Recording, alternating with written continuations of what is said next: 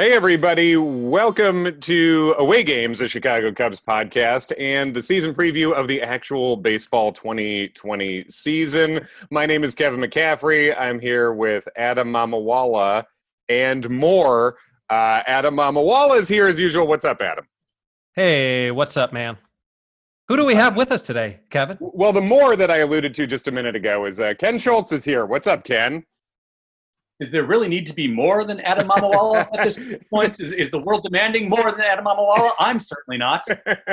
I wish, and I mean this I wish Adam was enough for the world. I wish that would just fix everything. Would be great. But whenever you get your first sitcom deal, you've got to pitch that as the title. I wish Adam was enough. That sounds very much like CBS primetime right there. I wish Adam was enough. Oddly enough, starring Brad Garrett.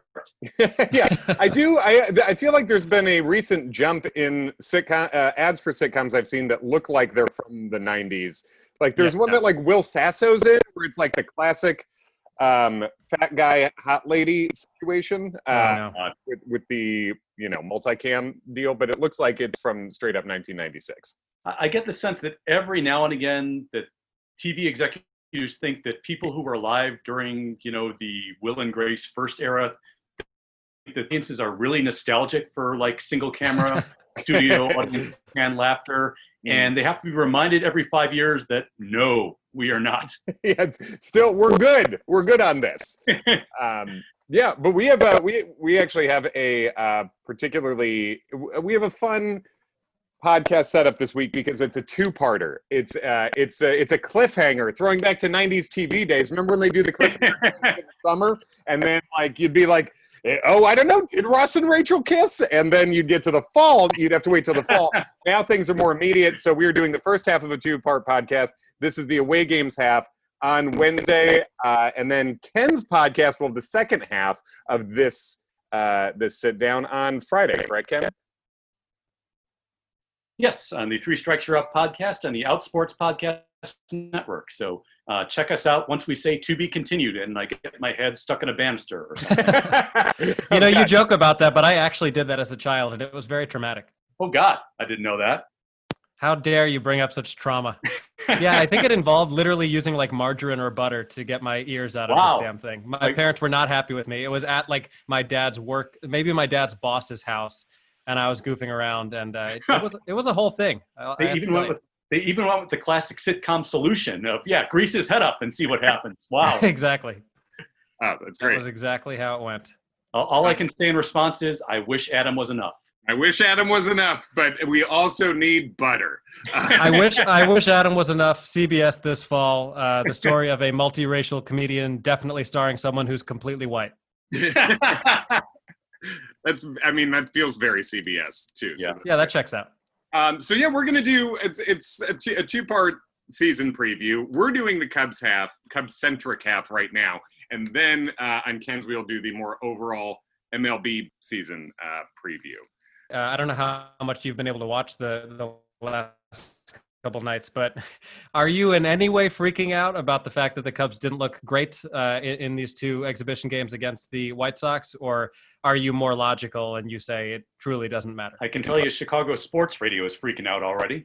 Oh yeah? Well, that's to be expected. The home game portion of the Away Games podcast, Ken reporting live from Chicago. Well, yeah, I see people are freaking about Darvish for sure. Yeah, that's a natural thing. But I flipped on the score this morning, and one of the hosts, I think it was Jay Zawoski, was going off on the Cubs looking flat and looking like the end of last year in the 9-game losing streak, and nobody looks interested, and everything you'd expect after scoring, 5 total runs in the 2 games against the White Sox. So, yeah, mid-season form for the score.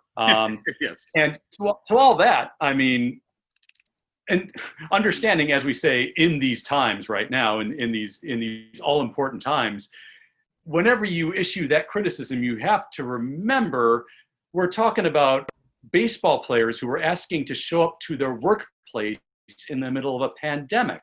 So if at any point one of them happens to lose their focus, I get it. Yes, right, totally. Beyond the part where they're just humans in general, and you do lose games because statistically out of every game, like half the teams lose almost all the time. For now, who knows? Manfred could change that soon, but right now that is the thing. So things are going to go poorly. I'm not worried about it at all. Darvish was super weird in that first inning, and then was fine after that. So I'm not worried about it at all any more than I would be just worried about a team losing in general. I think the Cubs are going to be pretty good. Yeah, I would tend to agree. Follow-up question though. Yes. No, Kyle looked fantastic, and we should get back to that. I was just going to say, as a follow-up though, like if the Cubs, and I think it was, I can't even remember if it was last year or 2018. If the Cubs come out of the gate this year and are 1-6, you got to kind of be upset about that, right? I mean, just based on how much of a chunk of the season that is certainly more grounds for getting frustrated than 2 exhibition games. That's baseball panic time right now, especially in a 60-game season. Yeah, I would say even like an 0-4 start would be cause for what the hell is going on. Let's get going right now. From again, keeping everything in perspective that we're talking about baseball and a time of global pandemic and unrest. But within that context, I would be upset. Yes, that's right. You're going to have to be watching baseball and rooting for your baseball team a lot more like a football team this year, just because that's the way the season is kind of set up right now. And honestly, if they start 0-4, it won't be fun. But in any other context, that's what's going to make it a little more fun to me, honestly. Yeah, the fact that these can be unpredictable streaks that end up making the whole season for certain teams. Yeah, absolutely. And to your point earlier, Ken, Hendricks did look fantastic. I mean, obviously his stat line was a little suspect because of a poor outing from Jarrell Cotton, but I mean, he looked in midseason form to me. Yeah, and that at bat against Jose Abreu in particular was just a professor thing of beauty. And then Len Kaspers called it out both on the air and then on a radio hit the day after as this is what he does so damn well. I think it was the inside fastball, changeup away, high fastball, struck him out on 3 pitches, none of them over 89 miles an hour, except for the marquee gun reading it at 102 at some point. For some reason. All right, Kyle. All right. Yeah.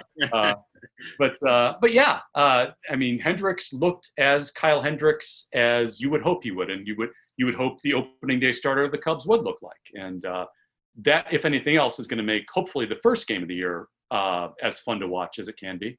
Yeah, and he's certainly the guy who I sentimentally was rooting for to get that opening day start, and it's more than well earned.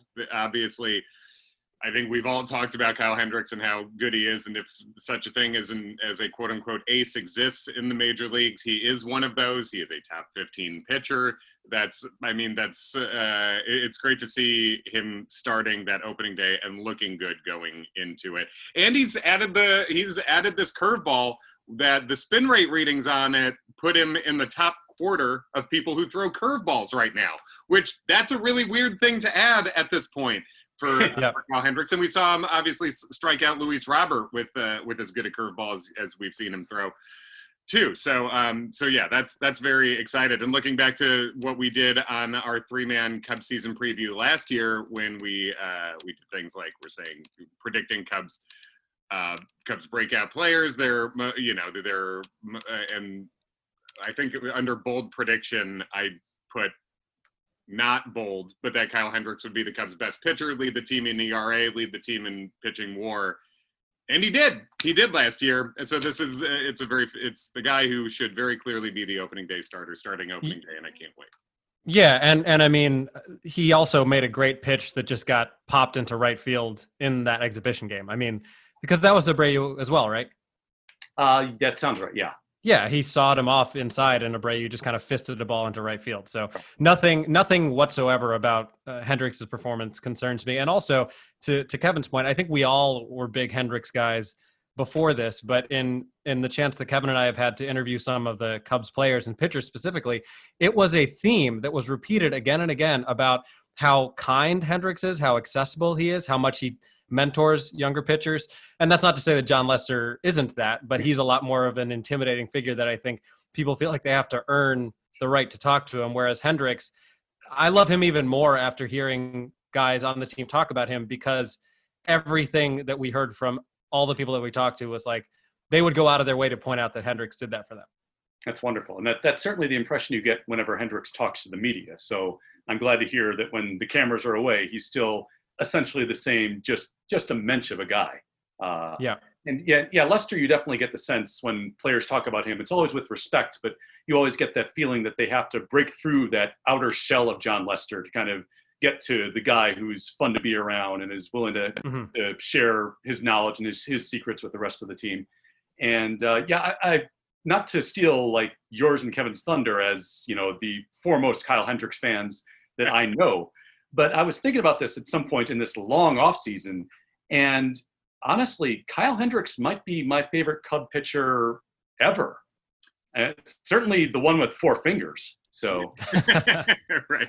Yeah. Not the one with 3, not the one with 6. No, decidedly not the one with 6. The 6 is way worse than 3 for some reason.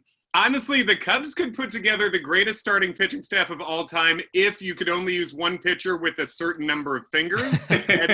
Not a lot of teams are rolling 4 deep, and we could go deep with catchers because Coy Hill has like 3.5, so you can pick him in as a backup.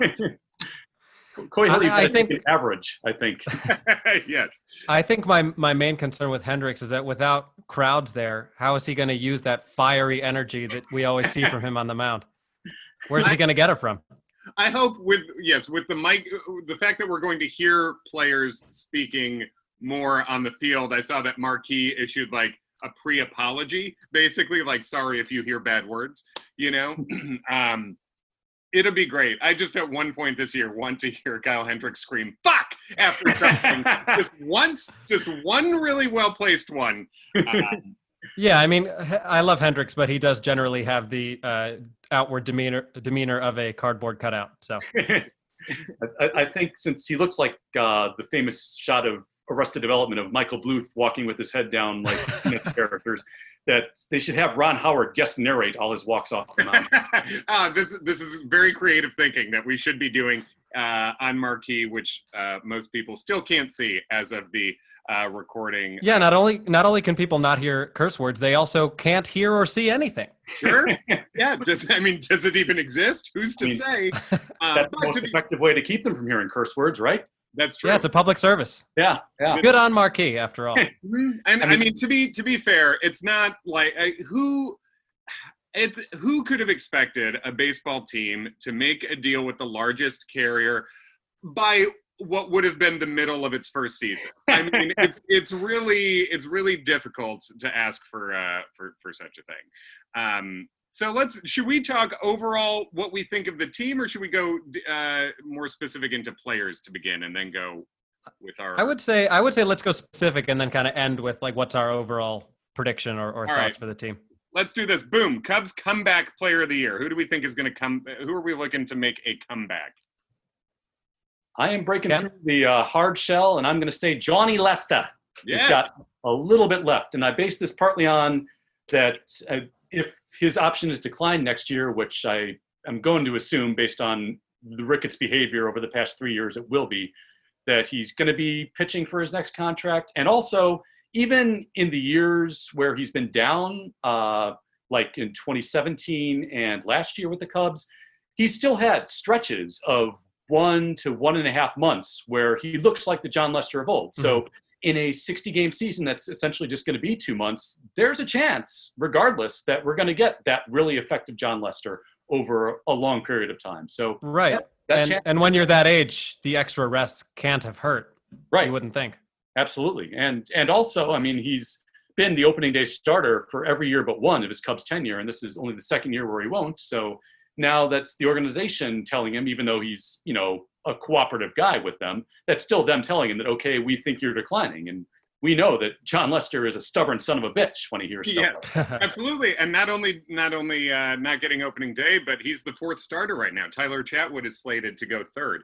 In what the rotation is to begin the year. So that is interesting to see. And one of those stretches that Lester put together was at the beginning of last year. He had a really strong run at the beginning before falling off a little bit. And just as far as his contract goes, I don't have the exact specifics here, but due to the agreement that baseball came to at the Players Association on service time, et cetera, Lester's option would automatically be picked up if he averages, I believe it's 6.17 innings per start in this shortened season. And while you don't necessarily expect that to happen, if you're writing a guy harder per game over the course of a shortened season, it's not a 0% chance that he just automatically has that option kick in. So that's something to look out for too.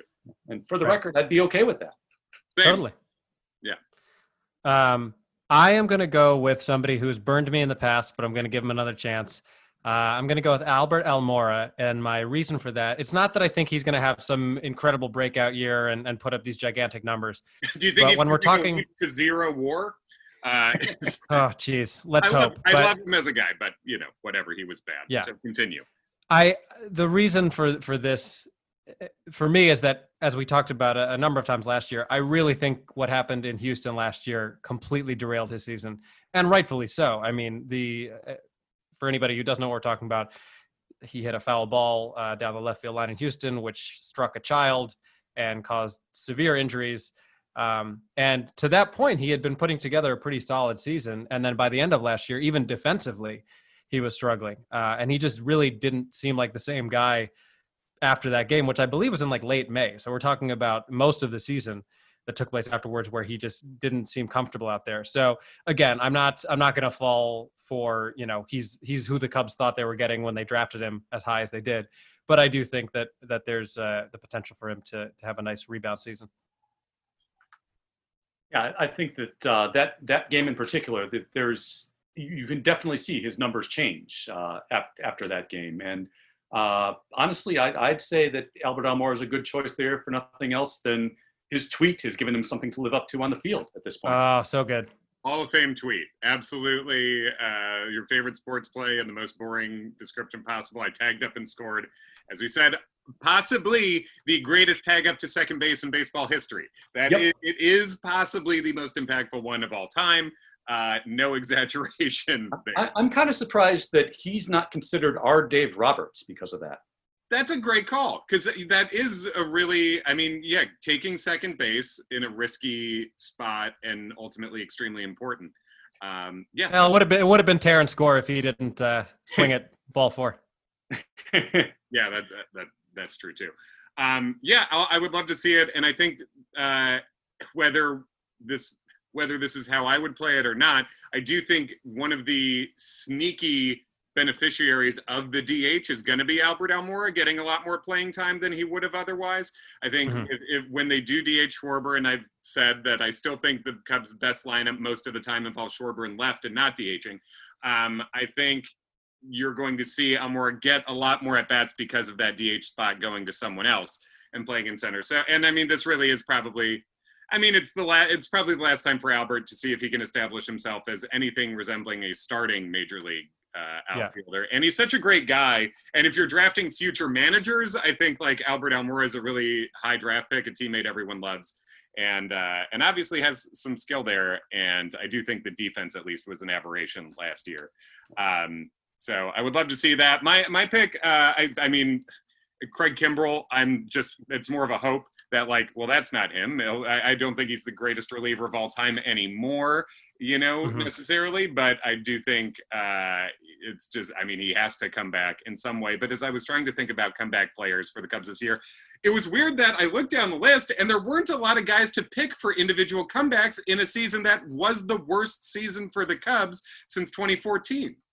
Yeah, it's part of this, just that kind of general weirdness of the past really couple of years, where you look at the performances of so many of these guys and you go, yeah, that's about right. That's about right. That's about right. But in the end, it just doesn't come together for whatever reason. And honestly, that makes you think that it's kind of baseballish, that sometimes that happens. Well, yeah, and I think that's shown by the number of games that the Cubs should have won based on what is that stat called again? Yeah, so I think they were around 91, 92 when you look at them through that lens. So, Kevin, I don't know if you had a particular plan of where to jump to next, but since it's kind of related, I was gonna. Do you want to do breakout? Sure. I'll say for breakout, I mean, last year I said either Schwarber or Happ, and that ended up being, I don't know, I guess I'm a half-season Nostradamus. The second half was fantastic for both of them, obviously. And so I think this year for breakout player, I guess I'm still saying, I just want those two half-season breakouts to continue, and I believe that they will. I believe these are two guys who we saw, even if Schwarber isn't literally a 700 plus slugging guy for over the course of a full season, I think we saw much closer to what he really is in that second half. So those two guys, outside of those two guys, Schwarber and Happ just continuing their breakouts. I actually am an Alec Mills believer. And so I'll say Alec Mills to establish himself as an actual starter and a guy who's going to be in the starting five next year for the Cubs. I love it that one of my other Cub best friends, my friend Dan from my college days, has been the biggest Alec Mills supporter that I know almost from day one. He's thought of him as essentially another Hendricks, that someone who gets overlooked because of the velocity, but just has such command and pitchability that you see him performing so well so often at the big league level. You go, why doesn't anybody pay attention to the fact that he's kind of good? Yeah, at some point, just being good a lot counts. You know. So I do think I think Alec Mills is going to be that this year, and this is not the question, but looking into the future, I think Corey Abbott has been that in the Cubs minor league system, and will be a guy like that going forward too, whose just stats are good, and then eventually you're just going to have to keep pitching him. Yeah, well, and just to piggyback off of that before we get to yours, Ken, since I might as well jump in. I wrote down Alec Mills as well. It probably was somewhat biased by the fact that we got to talk to him and he was nice to us. But I also see him the same way, and I also think that when you look at this particular season, the likelihood of him starting a lot of games has to be pretty high, because even in a normal baseball season, there's a fairly good chance that somebody who's the sixth starter will get starts based on injuries. That may happen. Hopefully it doesn't. But between the injury risk and the players testing positive for COVID risk, and also not knowing what Chatwood is going to look like as a starter, I think there's a very high probability that Mills will get that shot, and that if and when he does, he might kind of fill that role of what Mike Montgomery did a couple of years ago, which was really kind of overachieve what people expected of him as a starter for whatever period of time it is, which frankly, the amount of time it was for Montgomery would constitute the full season for Mills. So Alec Mills is going to be a World Series hero. You heard it here first. Yep. That's right. Game 7 saved. My pick for this, I am going to, this one could in retrospect look very bad, because I'm going to go bullpen in this one, and any bullpen arm is just a shot in the dark. Sure. But I am going to go Jeremy Jeffress on breakout this year. Love it. This is partly emotion, because Jeremy Jeffress, when he made the All-Star team in 2018, MLB Network did a fairly lengthy interview with him during the, hey, everyone's in the field, let's talk. And he is just a fun dude. And I want somebody that's that fun to do well for my team. But we know Jeremy Jeffress was awful last year, below replacement, minus 1.0 WAR from Baseball Reference.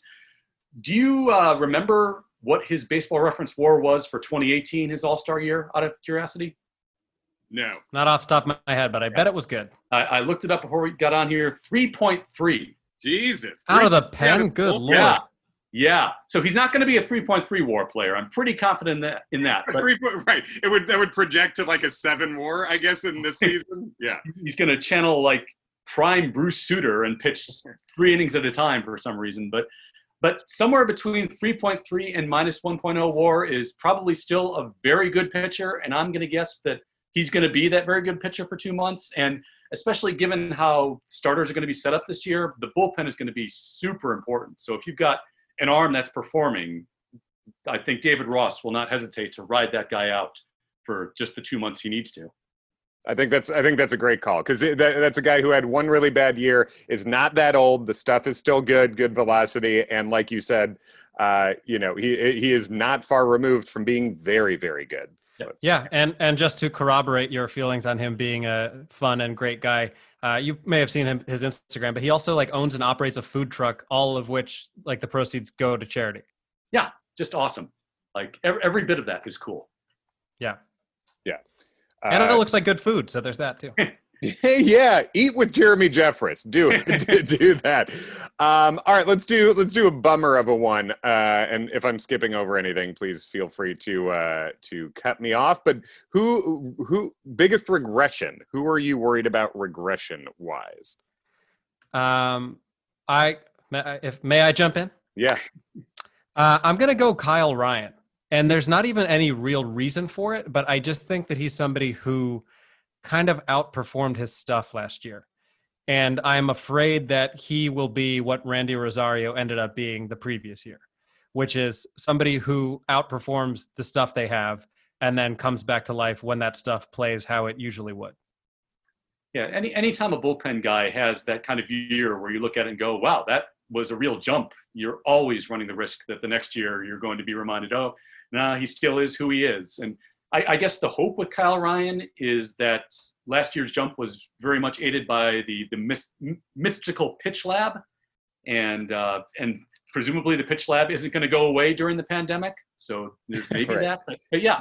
That's where they do the testing, actually. They do the samples in the pitch lab. Yeah, honestly, it'd be a good use for it. I don't think that that's a bad call by any means, but I do still believe in Kyle Ryan. Because I'm a believer in guys who just have tremendously weird outlier thing that they do. And Kyle Ryan, his release point is the furthest towards first base out of anyone in Major League Baseball. So the fact that his angle is so weird, I think is something that hitters have a truly difficult time picking up on, and that it leads to why his stuff plays up in the way it is. Mm-hmm. So I think he'll still be funky and weird, but yeah, he's not an overpowering arm by any means. Yeah, this by definition is not going to be technically a regression, because it's very hard to regress from a case of what we'll call the Mel Rojas-ishness. Yeah, please do. I'm not really buying Craig Kimbrel still, unfortunately. Still sitting at 94, 95, finding the middle of the plate with so many pitches. And I hate to be that meatball guy, but every time you hear it's the first intra-squad game back and Wilson Contreras just crushed Craig Kimbrel to left center, it's like, yeah, and until I see that he's over whatever plagued him last year, I can't get on board. And I was one who wrote an article for Cubs Den in the middle of last year saying, hey, there's this great reliever, Hall of Fame caliber reliever we might want to consider signing. So I'm going to take the fall for that one a little bit, that, yeah, mea culpa. But, yeah, you fooled me once, Craig Kimbrel, and you have to prove yourself at this point. I think it's weird to see guys who were that extreme velocity, the 98 to 100 guys like Kimbrel, when they drop down to just above average velocity, how hard they get hammered. Yeah. I mean, we saw how Aroldis Chapman throwing a flat 99, could just get the shit kicked out of him all the time. Ask our former guest, I guess friend of the show, Kyle Farnsworth, how, what a slightly under extreme velocity can do for you. And it seems like Kimbrel's that guy. It seems like if he's not, 97, then he's just in serious trouble. And he did get the velocity back up before being injured again, dealing with a nagging injury again at the end of last year. But it does seem like you can almost see how Kimbrel's going to do based on a radar gun alone, almost. And we haven't seen those numbers climb up to where they'd need to be yet. And again, the regression thing, it's just us looking out. Obviously, none of us are rooting for this, and that's why I say my regression pick is Darvish.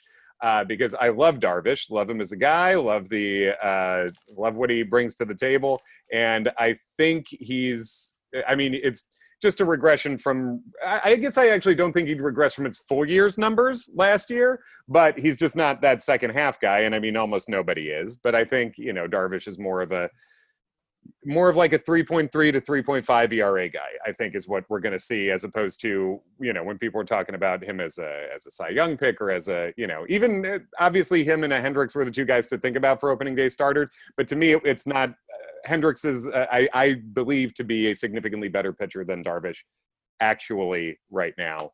And yeah, I think it's a good one too, but yeah, I guess Darvish would be my pick there. Darvish will probably walk one or two guys this year. So yeah, that's probably yes, a good regression, unfortunately. Yes. Yeah. Go ahead, Adam. I was going to say, do you want to jump to one bold prediction or surprise? Yeah, let's do a bold prediction, an MVP maybe, and then just the season overall prediction. Sure. I'll start with the bold prediction, I guess. And I guess what I'm going to go with here is that the most productive player in the second base mix is going to be David Bote. I think David Bote is still an overlooked guy. I think his defense is better than we saw it last year, and I believe in his bat. I like Nico Horner a lot. I think Nico's really fun, but I am really wary of dudes who are fast but not fast enough to steal any bases, who don't have base stealing speed, and who have like a little bit more pop than you'd think, but don't really qualify as having power, and who don't take a lot of walks. So I think like I really like Nico, and I hope Kipnis, you know, he looks a little rounder than I expected him to look, I'll say. But if he uses that roundness to hit bombs into the center field bleachers, then fantastic. I just think out of that second base mix, no disrespect, Daniel Descalzo, I think David Bote, who's not really being talked about, is going to be the most productive player. I think this is round because he's a Chicago guy, my friend. Yeah. That's what Chicago guys are. Yeah, don't put ketchup on him. He's stopping off at the Wiener Circle after every game. That's what you do. At second base, an actual sausage. I'm going to go like almost the exact opposite of Kevin here, because I'm going Nico Horner is going to grab that second base job and also be the key hitter in this lineup. Ooh, okay, fun. Because to me, Nico is the one guy, as apparently emergency is breaking out outside my window right now. Yes. They've heard my Nico Horner take and are coming to take me away. But Nico Horner is the one guy whose hitting profile is so markedly different from everybody in this lineup, maybe with the exception of Caratini, where so many of these guys are, you know, high power, but also high swing and miss guys that you can get with either upper zone fastballs or breaking balls, low or hard sliders low and away. Nico Horner is that guy that wherever you throw it, he gets contact. And at least in the small sample we saw last year, for the most part, real good, solid contact. And that's a guy that can break up that kind of pattern that they've talked about over the past few years, ever since 2017, where pitchers can kind of figure out the Cubs hitters and then just keep attacking one guy after the other in the same way, high fastball slider. Nico, if he's right, can break that whole thing up and make pitchers completely have to change their method of attack in the middle of this lineup, or maybe even sometimes at the top if he's that good. And I'm going to say, and also let's be honest, Nico Horner, is the kind of guy I'd hold up a boombox playing In Your Eyes to. So I kind of really, really want it to come true. But yeah, he's going to be my guy. Nico Horner, I think the diversity he brings to the lineup in terms of his plate approach, I think you're right on about that, and I think there really could be value there. He is such a 2015 Kansas City Royal. Yes. I feel like is what Nico Horner is, and that's not a bad thing. They won. Ken, it sounds to me like you're saying you wouldn't have minded being quarantined at the compound with Nico Horner. I might get him to say more than 2 words in the podcast. Yeah, I mean that would be a great credit as a podcast host, I believe. Yeah, Nico Horner, by the way, also underrated good dude. Like his Instagram, ever since like the past 2 months, has been nothing but Black Lives Matter contacts and social justice issues. He like he's the son of, I think, Stanford professor. So he's someone who like legit walks the walk as being the kind of just smart, deep thinking guy you'd expect from people like that. That's great. That's awesome. That's awesome to hear. And so just such a cool thing in general that we get to, like a cool thing about Instagram and Twitter is getting to, see what these guys stand for day to day. And that's great. That's great to hear. Adam? So my bold prediction is kind of along the lines of what you folks were saying. I am also not feeling great about Kimbrel. And my bold prediction as a result of that is that Rowan Wick is going to be closing games by mid-August. I think in a season where if you blow a few games early, it's really going to look bad, and there's really going to be a lot of talk about needing to make a change. I would love nothing more than to be wrong, but I think the biggest disadvantage for Kimbrel last year was starting play in July or whenever it was, and unfortunately he's doing that again this year through no fault of his own. So that's my bold prediction, and I also just really like Rowan Wick. Not to turn this into an Outsports podcast, but Rowan Wick's shirtless Instagram game off the charts. This is great, great Insta content. I can't disagree. I can't disagree with anything. I've heard he's a thick boy. I don't know. I don't know, and I haven't seen, but I'll follow. I'm checking out. Yeah.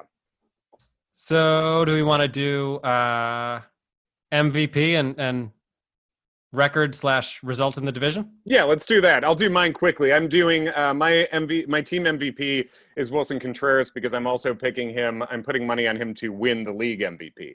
I think because I think that's another way the DH is going to help. We're going to see catchers, the couple of particular standout offensive catchers get a bump this year because they get to play every day and get more time off using the DH, especially when you have a two-catcher combo like the Cubs do with Caratini. I just really believe in Wilson Contreras' profile, and I think he's I put $20 on him to win league MVP. So I got him. Doubling up on Wilson Contreras, everything you just said. And also, he does look quieter at the plate this year in terms of the framing, and that's the one knock against his game, even though framing shouldn't exist. But yes. But yeah, I mean, if he like even halves that demerit he gets from framing, he's automatically just about the best catcher in the game, and that should make him an MVP. Absolutely. Yep, and I am not going with Contreras. Call me crazy. I'm going with your boy, Daniel Descalso. Just kidding. I'm going with Chris Why, Bryant. did he retire?